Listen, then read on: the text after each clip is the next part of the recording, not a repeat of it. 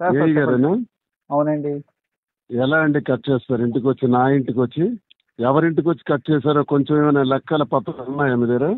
Madam గారికి 4-5 సార్లు చెప్పాను సార్ నా నేను మామూలుగా. ఇంటికి వచ్చి, ఒక ఎమ్మెల్సీ ఇంటికి వచ్చి నువ్వు కట్ చేసావంటే నీకు ఎంత ధైర్యం అబ్బా?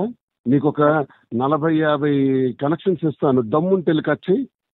ఇప్పుడు ఇస్తాను ఇమీడియట్ గా. డ్యూ పేమెంట్స్ చాలా ఉన్నాయి, ఎలక్ట్రికల్ బిల్స్ పెండింగ్ ఉన్నాయి, నేను ఇస్తాను టెక్కల్లోనే. ఎన్ని రైస్ మిల్స్ ఉన్నాయి, ఎంతమంది ఉన్నాయి, దమ్ముంటే వెళ్ళి కట్ చేయి చూస్తాను. ఎవరితో పెట్టుకుంటున్నావు నువ్వు? కట్టిన బిల్లు ఎలా కట్ చేస్తావు నాకు చెప్పు. నీ మీద కన్జ్యూమర్ కోర్టుకి వేసి లాగి నీ జీవితం మొత్తం చీడ్చి పెడతాను. ఎవరితో పెట్టుకున్నావు చూపెడతాను. కట్టిన బిల్లు, డి మాధురి పేరున బిల్లు కట్టుంది. నువ్వు ఏ రైట్స్ తో కట్ చేసావో నాకు చెప్పు ఇప్పుడు ఎక్స్ప్లెనేషన్.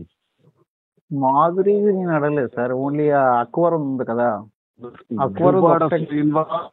శ్రీనివాస్ ఇంటికి ఏదైతే ఇల్లు ఉందో ఆ ఇంటికి డి మాధురి పేరున కరెంటు బిల్లు పేమెంట్ అయిపోయి వారం రోజులు అయింది.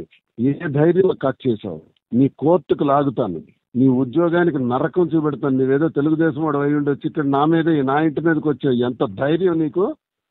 ఎంత ధైర్యమే నీకు? ఇప్పుడు దాంట్లో ఉన్నది ఇక్కడ నుంచి పార్టీ చేస్తాను చూడు, టెక్కల నుంచి. టెక్కల్లో ఉద్యోగం నువ్వు ఎలా చేస్తావు నీకు చూస్తాను, నీకు చెప్తాను అయ్యాల.